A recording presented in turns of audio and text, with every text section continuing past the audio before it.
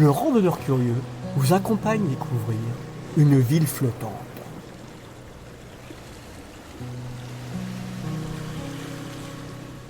Venise.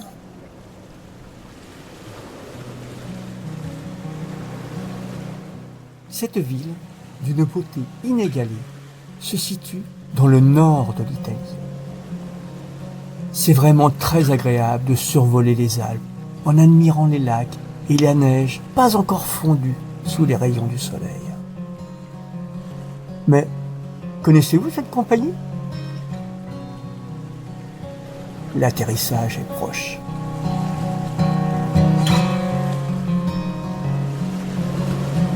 Quelques pas dans l'aéroport Marco Polo,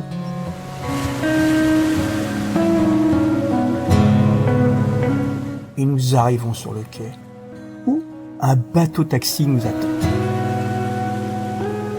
Sur un ancien chantier naval donnant sur la lagune de Venise, cette sculpture de 12 mètres de hauteur et 30 mètres de longueur est composée de 6 paires de bras. Chaque couple de bras représente une valeur. L'amitié par le toucher des paumes, la foi par la main d'un enfant dans celle d'un adulte, l'aide matérialisée par la force, l'amour rendu visible par une imbrication passionnée, l'espoir avec les doigts enlacés et la sagesse à travers la confrontation entre jeunesse et l'âge avancé.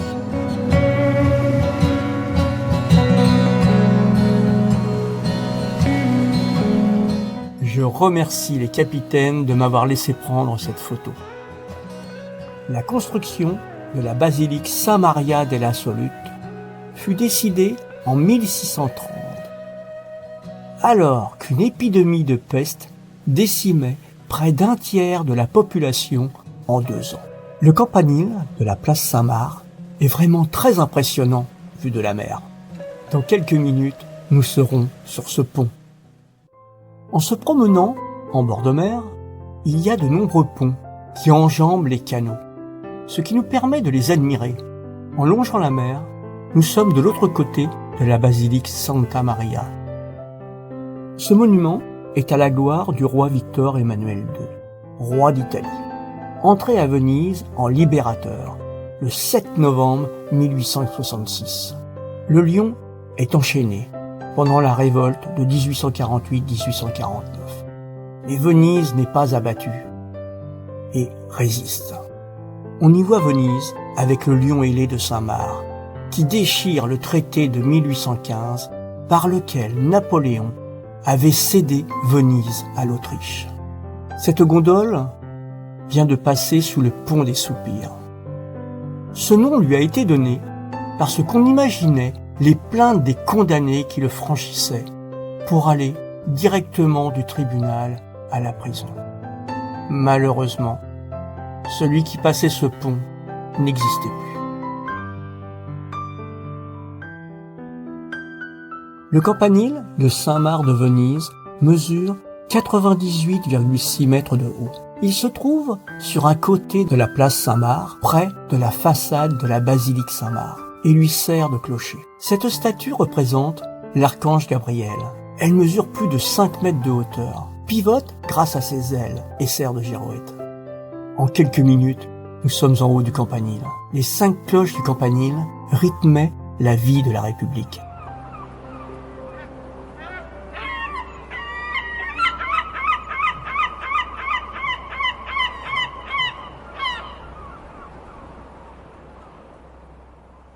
Un homme célèbre s'est marié sur cette île.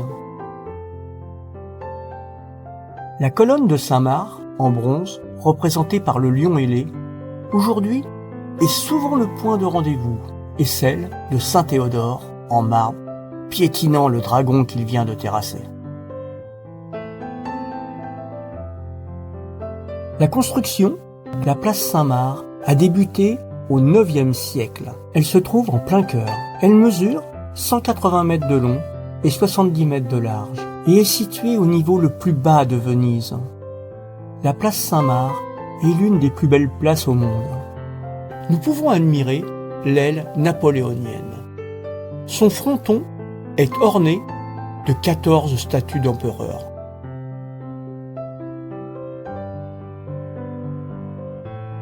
La tour de l'horloge astronomique de Venise, également connue sous le nom de Tour des Morts, est l'un des monuments les plus emblématiques de la ville. Ces deux statues en bronze sont surnommées les morts sonneurs de cloches. À droite, le barbu, dit le vieux, sonne les heures 2 minutes avant l'heure exacte. À gauche, le jeune, sans barbe, sonne les heures 2 minutes après l'heure exacte.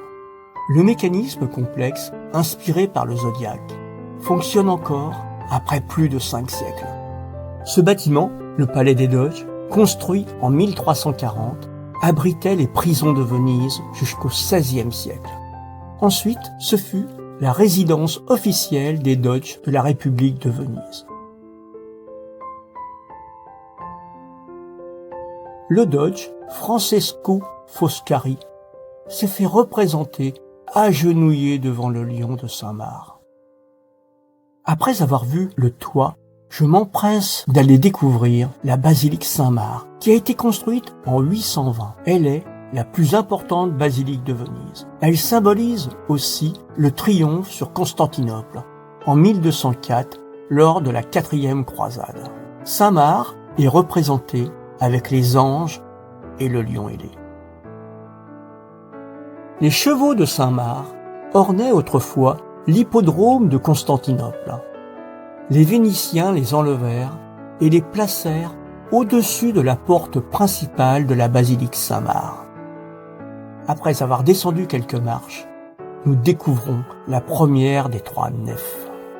L'effet spatial est impressionnant, alors que le sol est recouvert de mosaïques décoratives et le bas des murs revêtu de marbre de toutes sortes. Le haut des murs et tout le plafond sont recouverts de mosaïques à fond d'or. Les mosaïques sur fond d'or ont couvert une superficie totale de 4240 m², réalisant ainsi l'un des plus grands ensembles de mosaïques au monde. Nous découvrons la nef centrale. À gauche se trouve une double chaire du XIVe siècle, de forme octogonale. L'iconostase de la basilique Saint-Marc de Venise, avec les 12 apôtres, la Vierge Marie et Marc. La basilique Saint-Marc a le surnom de basilique d'or.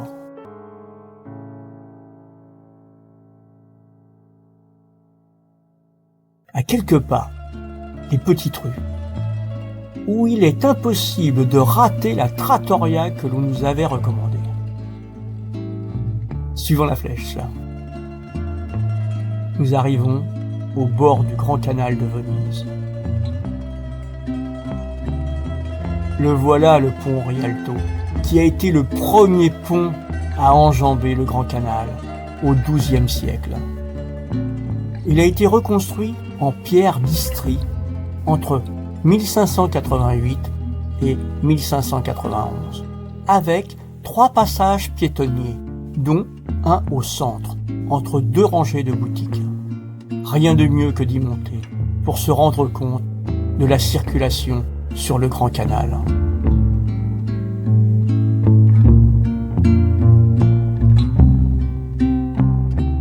Cette gondole est vraiment très bien aménagée.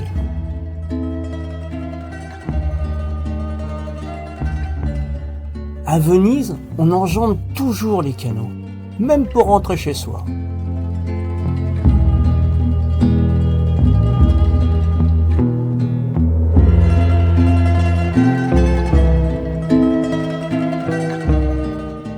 Cette ruelle est vraiment étroite, hein. Venise ne possédait aucune source d'eau potable. Les premiers habitants conservaient donc l'eau de pluie dans ces citernes. Les canaux de Venise ont tous un charme différent. Il est gentil, le gondolier. Il a indiqué à ses clients qu'ils étaient filmés.